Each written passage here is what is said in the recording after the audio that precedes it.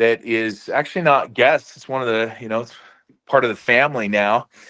And going to talk about social media and kind of how to increase your exposure.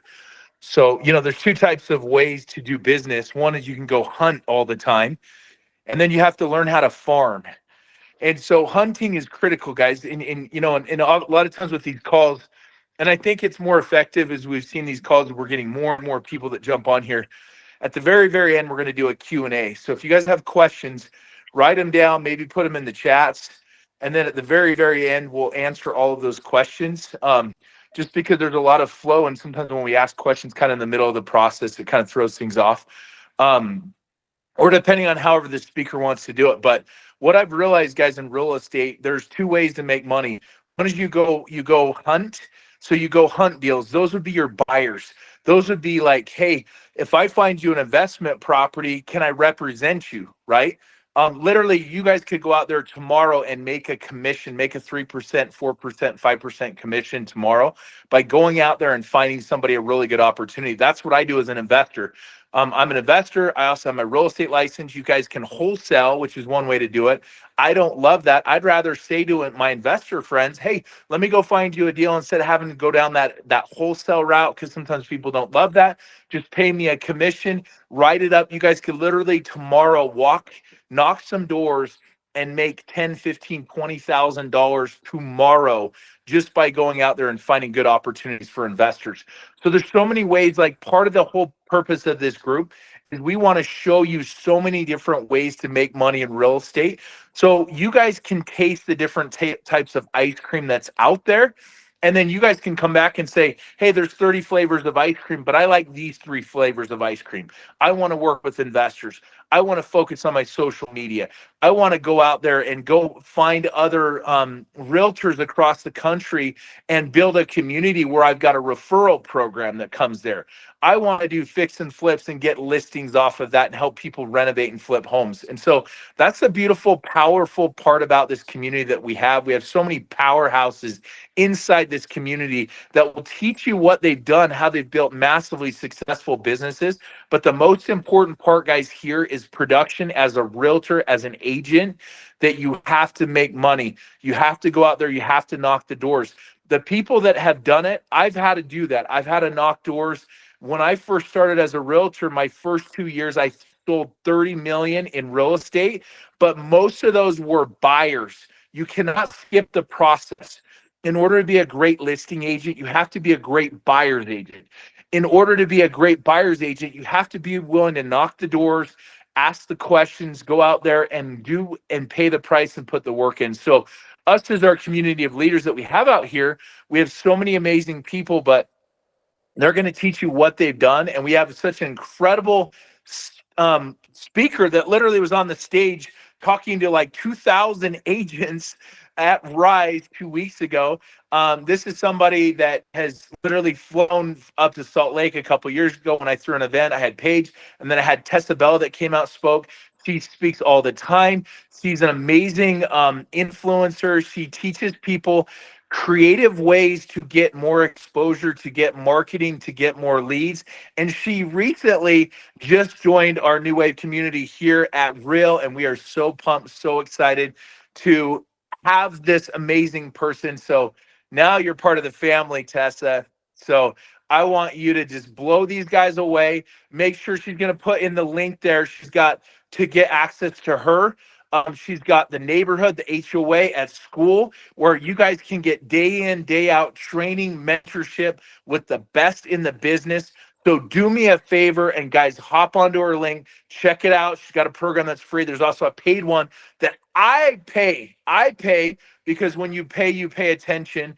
But let's give our full attention. Let's share this. Let's tag. Let's show the world how amazing, and that we got Tessa Bella on our team. So do me a favor and guys, get ready for the one and only Mrs. Tessa Bella. Let's go. Awesome. Thank you, Scott. I will say nobody intros like Scott. I feel like anytime I have an event, I need you to come just to do an intro because you get me hyped up on myself. Like I feel cooler than I really am. So thank you for that. But I'm super excited to be here. I do have some cool stuff about social media for you guys. So we're going to dive right into it. The first thing is very relevant to what today is. Today is a big day. And regardless of the outcome, a lot of people, and you've probably got this objection a few times, at least in the last couple of weeks, a lot of people have been waiting. They're on the fence, kind of waiting to see what this will mean for them. So what that creates for us, though, is a perfect opportunity for three things: to call your clients, to post to social media, and to send an email to your database. And all three of those things should answer the question, here's what it means for you. So I actually like to add this section to every single email that I send. Any ones that are like some sort of market update or news or anything like that, I add, and I'll actually drop this in the chat. I use these 2 lines at the end of every single email that I send. And I have, if you're planning to buy in the next 6 to 12 months, here's what it means for you. And if you're planning to sell in the next 6 to 12 months, here's what this means for you. Those 2 lines are so effective in starting new conversations and just showing people exactly how it's going to impact them.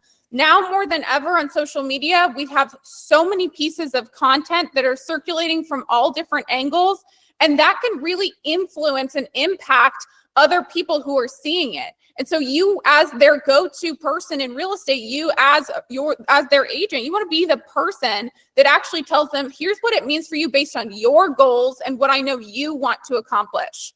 And so I would encourage you to take the time to send out an email that gives a little breakdown and includes those 2 lines at the end, but also that's a perfect video for social media. It can really be 2 videos where you start something like, now that the election's over, if you plan to buy in the next 6 to 12 months, here's what you can expect to see in the market, or here's how it's probably going to go for you, or here's what you need to know to prepare, here's what to avoid. And the same thing, just swapping out buy for sell. So those couple of things will make a really big difference. And I would encourage you to, obviously we don't know the result quite yet, but as soon as you do, I'd encourage you to be one of the first people to take the action to create those pieces of content and share them with your followers, your database, your network. And if you want to take it a step further, even picking up the phone and having that conversation, I think being the first one to answer that question and provide insight and really make it seem like this is exactly for them, you're going to be a lot more effective in the way that you actually start to draw up new conversations. So that's one thing that I think is really, really important to focus on. The next thing I want to mention, and Scott kind of teed this up for me, but I do have a school community. The reason I want you guys to get inside of our free community, you may have seen this on my Instagram the other day for those of you who I am connected with, but I posted about this 180-page guide that I wrote. And I know that sounds extreme, but this guide, it has virtually every single problem that a real estate agent can run into. I call it the virtual real estate coach because I've actually polled over 3,500 agents. I asked them all of these questions about their business. And through working with them, I identified 19 issues that most agents run into. So it'll be things like your conversion rate's not very good. Maybe you don't know what to post on social media. Maybe you struggle with like time management or consistency. These are all the kind of things. And it actually maps out the exact way to solve whatever issue you may run into in really simple steps. So I just put the finishing touches on it last night. I couldn't sleep, so I was up until like midnight working on it. And I'm sharing it inside of our school community today. So it's a free guide. You can access it and look at all that stuff. So I will drop the link in the chat. If you want to get in there, I'm going to share that and it's going to be really freaking cool. I do ask that if you check it out, I would love your feedback because it's something I continue to add to. So I would love for you guys to check that out. But now let's get into even more about kind of the social media piece. I just recently was talking with a group of agents that I work with, and we were talking about the things to do like at the end of this year. No matter what, typically November and December tend to kind of slow down for a lot of people. And some agents fall in line with that and they start to kind of take their foot off the gas pedal as well, which will lead us into our first quarter starting out pretty slow, because we all know what results you get right now are often a result of the work you put in over the last like 30, 60, 90 days. And so if you start to slow down November, December, we undoubtedly are going to have a pretty slow start to January. You've got to restart with building that momentum. And so I think there's some things that you can do in this time to really make sure that you are most effective and actually set yourself up to go into January with a ton of momentum and kind of having a leg up on anyone else. And one of those things that I think is the most crucial is in relation to your social media. Use this time right now to map out your content calendar for at least the first quarter of 2025. Now, in my opinion, I think this is a great time to even batch content, prepare the content, try to knock it all out. I actually have a time block for 2 days coming up next week where I'm preparing all of my content for the first quarter of the year. I know that's a little extreme. Some people don't want to do that, but that's how I plan to do it. But even if you just map out what you plan to do, like framework wise, you'll give yourself so much more peace of mind and truly having a plan to follow instead of the sort of wing it and hope for the best strategy that most people use on social media. A lot of times we have the best intentions. We want to post more frequently. We want to do all these things, but then life happens. You get busy. Maybe you have deals. Maybe this deal's going up in flames over here. Maybe this is happening. And what was your commitment to post 3 times a week or 5 times a week now becomes I post kind of whenever I remember to or whenever I have something to share. And so it's this constant roller coaster up and down of not showing up regularly on social media. And I won't get too in the weeds on how that actually impacts the algorithm, but I'll tell you this, if you are that kind of roller coaster poster, that rhymed. I didn't even mean to do that. But if you are a roller coaster poster, you are not going to be getting the visibility that you should be on social media. And it's frankly a system that's ranking how active you are. And if you post once every 3 weeks and then every day for a week and then not for a month, they have no idea how to categorize how active you are or are not on that platform. And so the chances of your content being seen decreases drastically. Now, that does not mean that you have to go and post every single day for the rest of your life. Something like 3 posts a week is a really effective way to stay consistent on social media. And I find that that's something that most everyone can commit to and actually follow through on. So I love the phrase, start from where you are with what you have. This is something I've always lived by. I always preach. If you are somebody who is not currently consistent on social media, you are maybe that roller coaster poster right now, I want you to commit to 3 posts a week. 3 posts a week is a bite-sized amount. And you may say, no, I want to be the person that posts all the time. I want to be more active on social. Trust me, start there and gradually add more and more as it becomes habitual. Once it becomes something where it's like, yeah, every single week I have 3 posts no matter what. It's unfazed. You hardly even have to think about it anymore. That's when you can start to increase that volume from there. But it's really important to have a baseline that does not waver. It does not change no matter what is going on in your world. And the best way to actually make that happen is to plan in advance. So I encourage you to spend this time, a little bit of time in November or December to map out and say, okay, I'm going to commit to 3 posts a week on Instagram in the first quarter of 2025. That is only 12 posts per month, which for some of you still might sound crazy, but in the grand scheme of things, that's not that much. You can sit down and batch create 12 pieces of content in under an hour. I promise you, you can. And you could have that done for the entire month of January. Now, of course, for some people, it might take longer, or you might want to space it out a little bit more, but it is really, really possible to sit down and create this all at once so that you don't even have to worry about it anymore. And you can focus on the other things that really drive your business forward. So I see Tana said, so does that mean story, reel, carousel, any of those count? I would recommend, when I'm referring to a post, I'm referring to something that's actually going to be on your feed. So that would be a reel or a carousel or just a static image. Reels tend to be the best thing for getting more exposure. That's probably going to be your highest likelihood of getting new visibility on your profile is by posting reels. Carousels are another great one. In general, I stay away from just a singular static image as much as possible. They just don't do what they used to do, unfortunately, especially if it's something that's like a graphic that's created on Canva. You've probably even experienced it if you've ever posted that.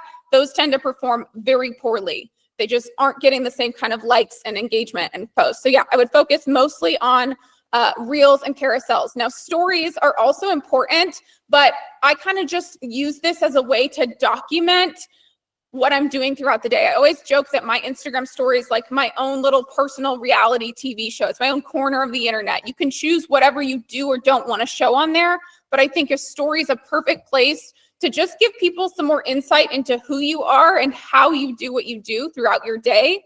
And as you share that kind of information, you'll start to get more and more connected with the people who actually watch those stories.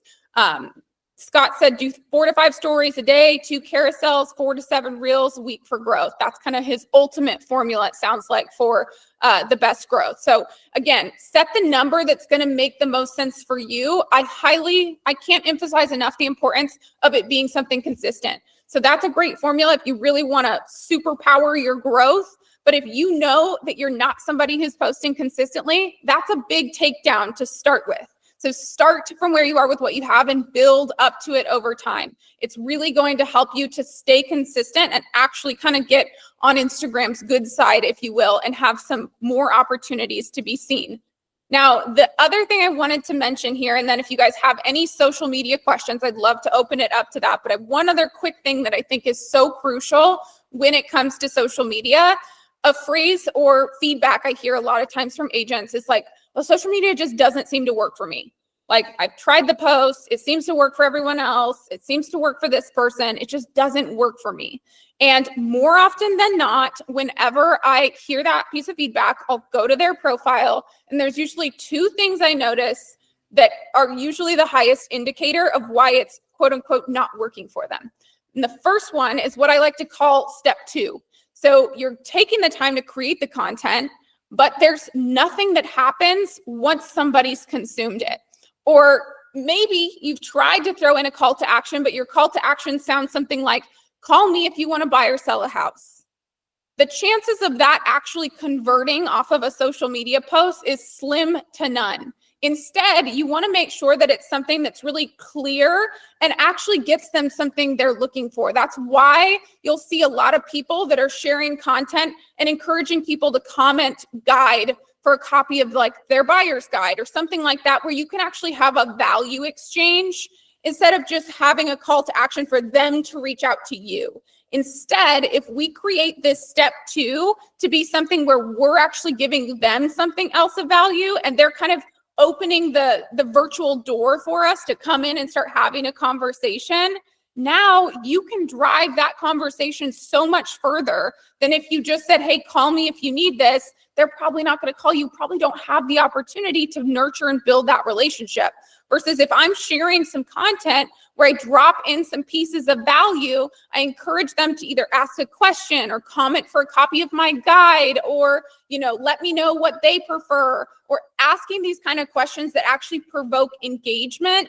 Every single time somebody does participate in that, it again opens up this door for you and allows you to actually come in and start nurturing those conversations, which I think goes without saying, but that piece is essential too. If somebody has opted into something or connected with you or commented on a post of yours, take the time to respond to it. That's somebody on the other side that wants to have a conversation with you. Just because they're not on the actual virtual, like on the actual phone talking to you, doesn't mean that they're not there staring at their cell phone, waiting for your response and ready to have more direct communication with you. So spending that time, even if they're older comments on posts, to go back and try to re-engage some of those responses can be a really great way to not only boost some of your engagement, but also get people to start having those conversations with you. The more that you start talking with them, the more those doors can open and the higher likelihood you have of somebody actually taking the initiative to kind of pursue the next step. A little pro tip with that as well. If you are messaging with somebody on Instagram or on any form of social media, mixing in a voice message or a video message here and there will help you increase your responses drastically. If you just are messaging somebody with written text on DMs, that's fine now and then, but almost every single time that I have somebody inquire about a property or about something that we're doing, I try to respond with a voice message or a video message. Not only does it make it feel a lot more personal, but I don't know about you, by nature, I'm such a curious person. Like if somebody sends me a video, I have to watch it. There's just no chance I'm not watching that, or else I'm going to be constantly thinking like, what was in that video? And so the chances of somebody actually watching it and then being more intrigued to respond increases pretty drastically when you send a video message, and it makes it feel a lot more personal. They can see your face, they can see your quirks or your mannerisms. That can help them to actually feel like you took the time to truly connect with them instead of just, you know, sending a quick message that maybe you copy and pasted from somewhere. So taking that little extra step for a video or a voice message will make a huge, huge difference. So that's one of the big shifts that I noticed. Now, the second thing that I will say, and this is a big thing that a lot of people can make a change on, is simply the way that your profile is set up. There's definitely a lot of best practices and kind of worst practices, but I can't tell you how often I go to a realtor's page and there is nowhere on that page what market they serve.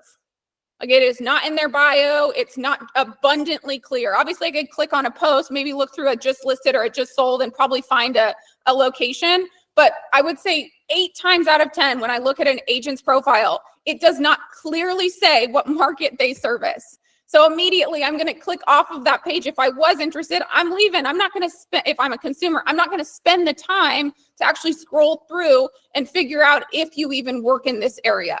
So making sure that you have so clearly who you help, where you service, and how they can actually engage with you is so crucial. And I'll add one last thing to that. For those of you with a link tree, because almost everyone does, check your freaking links. I can't tell you how often I go to someone's link tree and like half of the links take me to a broken page that's not even doing anything. Check your links regularly and make sure that they actually go somewhere, and remove the things that are pointless. I don't want to click on your link tree in your Instagram bio and one of the buttons is to go to your Instagram. That does absolutely nothing for any of you. Same thing, I don't really need to go to your Facebook page. Send them places where they could actually engage with your content or opt in and convert as a potential lead. We don't need to just send them on this wild goose chase all across the internet. We want to send them places where we actually have the highest likelihood of getting them to engage with us and take that next step. So those are some of just my rapid fire of what I think is really crucial. Those little tweaks when it comes to social media, it really does boil down to small adjustments will make the world of difference in seeing how social media can actually generate a result for you. So any questions, I want to open it up for any questions about social media, posts, what to share, how to get people to engage on a higher level. I am an open book. Not all at once.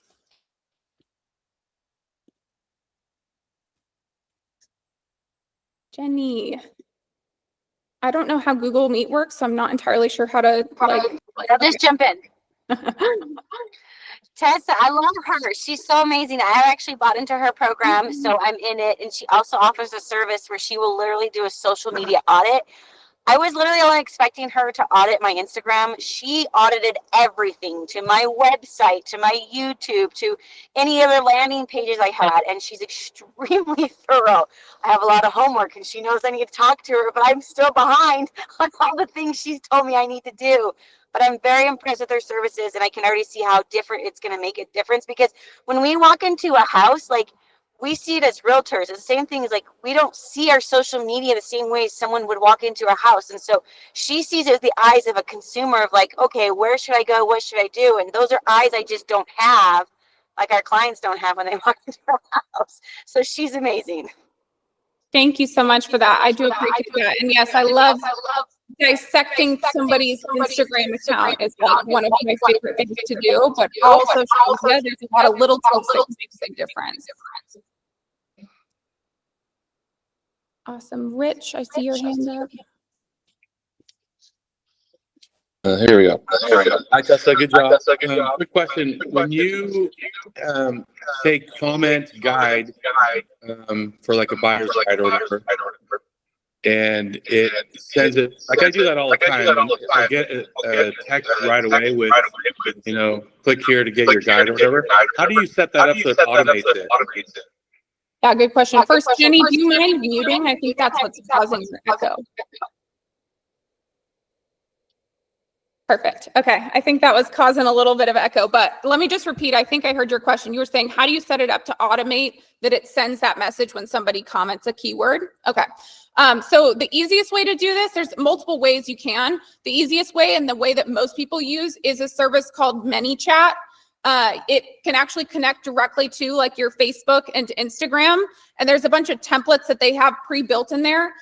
You can use the free version and do this. They do have a paid one that I think is like $20 a month. So if you really plan on building out a bunch of them, you'll probably want to upgrade. But the free one is more than enough to get started and have a few of these. But it's really simple to just set up a flow. So you can select whatever post you want that to apply to, or maybe if you want it to apply to every post on your page, and then you choose a keyword and you can set the kind of follow-up sequence to send them something.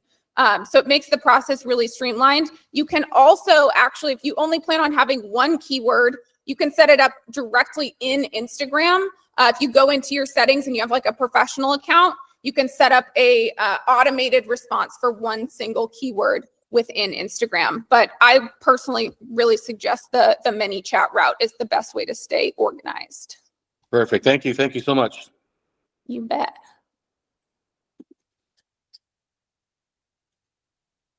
Scott just called me Tesla. Little do you know, that used to be my nickname. My friends used to call me Tesla. I don't think you meant to call me that, but. I have one more question. Of course.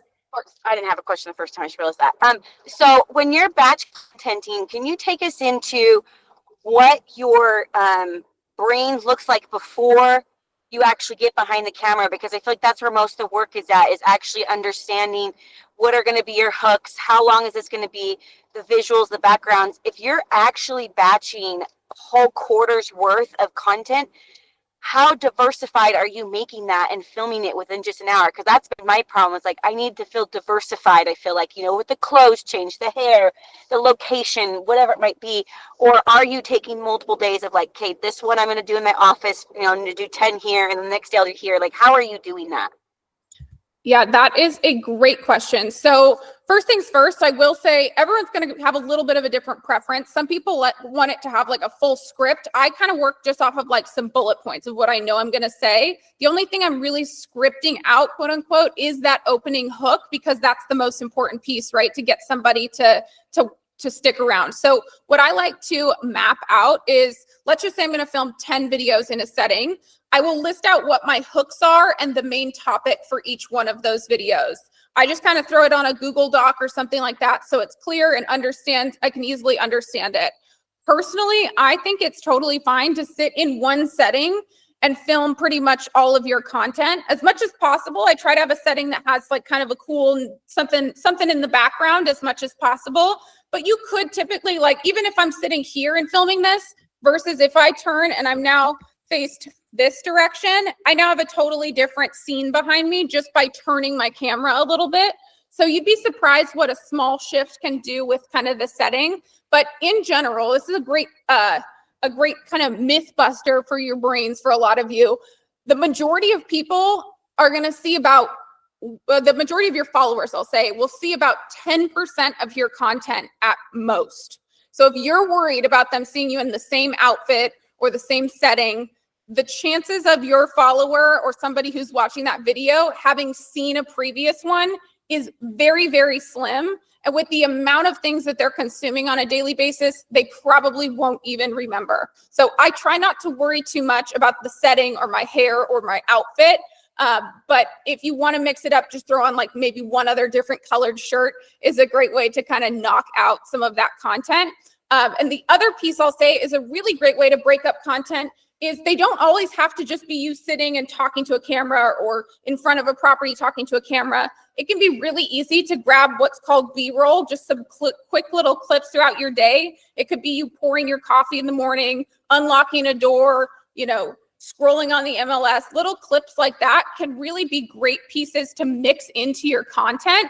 And believe it or not, it's always kind of frustrating. Some of the best performing content at times is like a short clip of me getting in of my car or out of my car with like some text over it. and a trending audio. So I think a lot of times we overthink the production that we think has to go into a video. It can really be quite simple. So that's kind of how I would tackle, if you're going to sit down and say, for instance, film 10 videos, have one setting. If you want to have a second outfit, but then really just map out the hooks and kind of the key talking points. And then you'll get better and better at it also every single time that you do it. So are you finding a balance between creating verbal hooks versus using trending audio versus like trending like topics? Like, how are you organizing that before you get behind the camera? Yeah, for the most part, I tend to focus on just like quick talking head videos. So majority of my effort goes into the verbal hook. So what I'm saying right away, and then I pair that with some like a slightly different version of that hook, written text on the screen. So that way I have two things that can potentially capture somebody.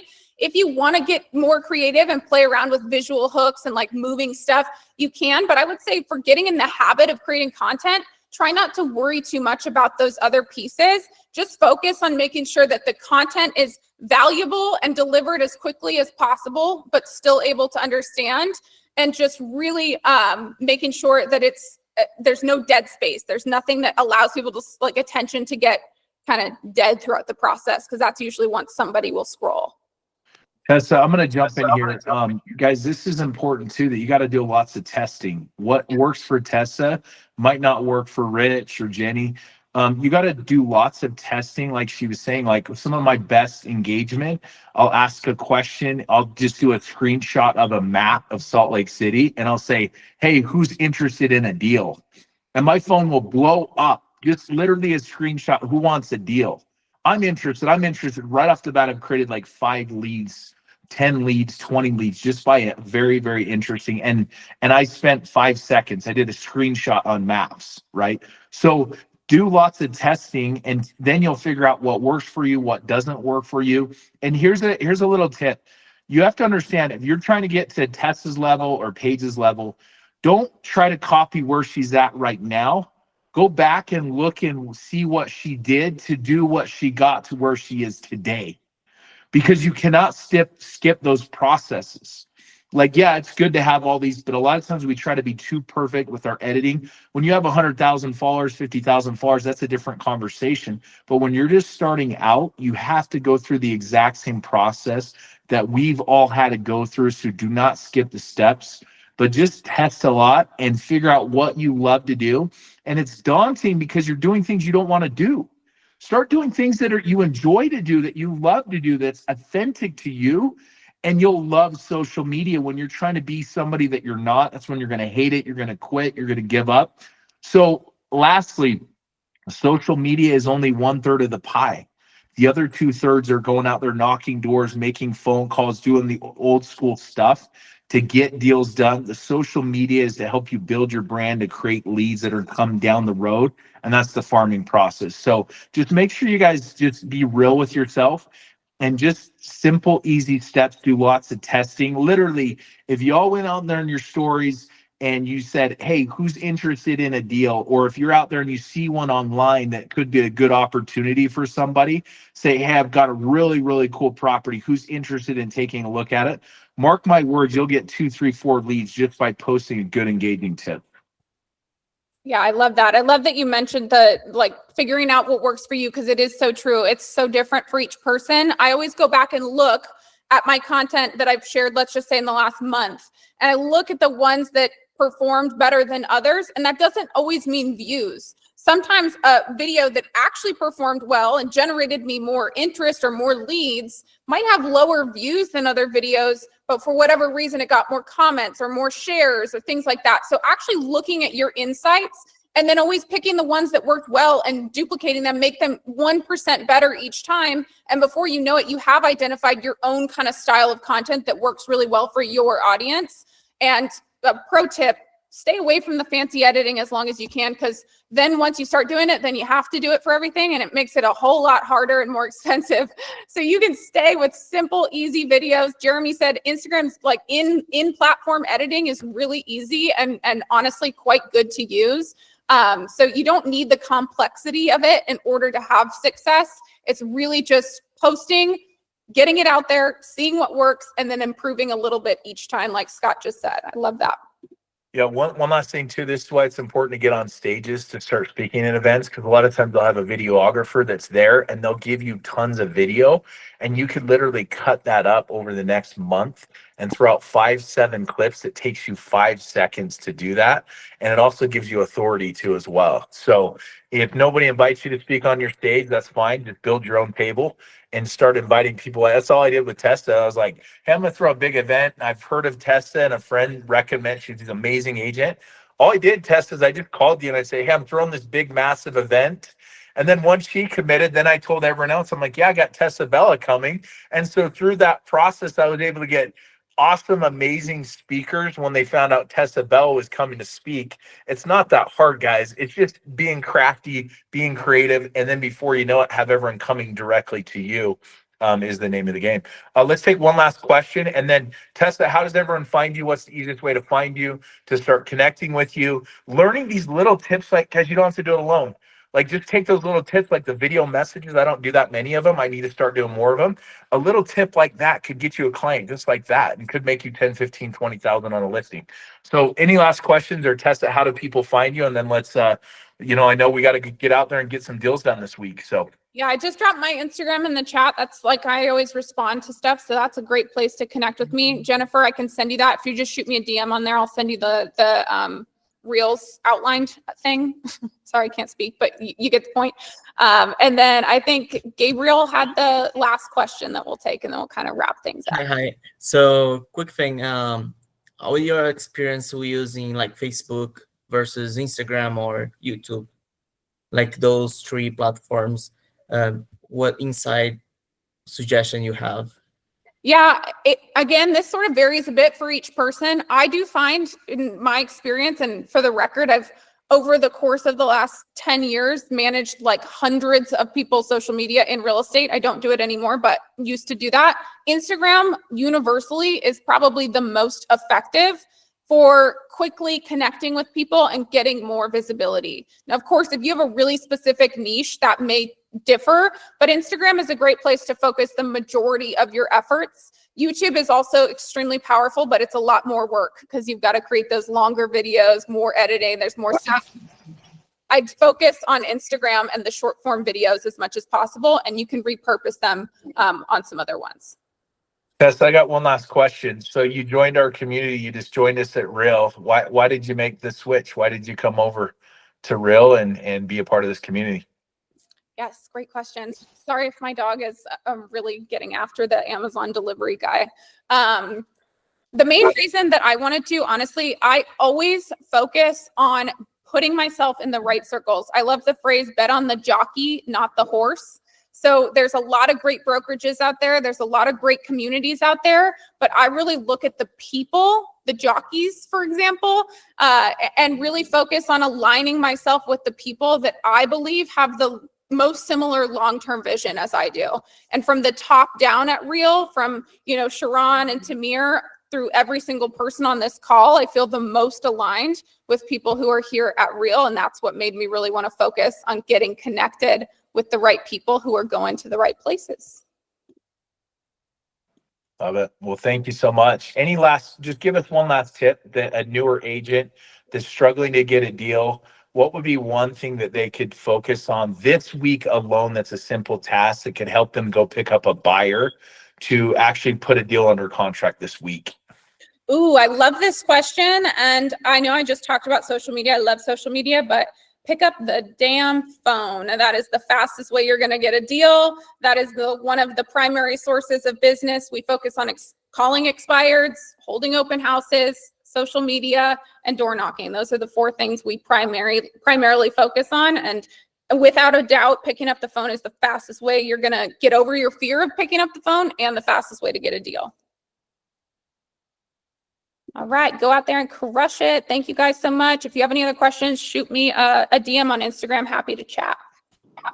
Thanks, Thank you Tessa. so much. Guys,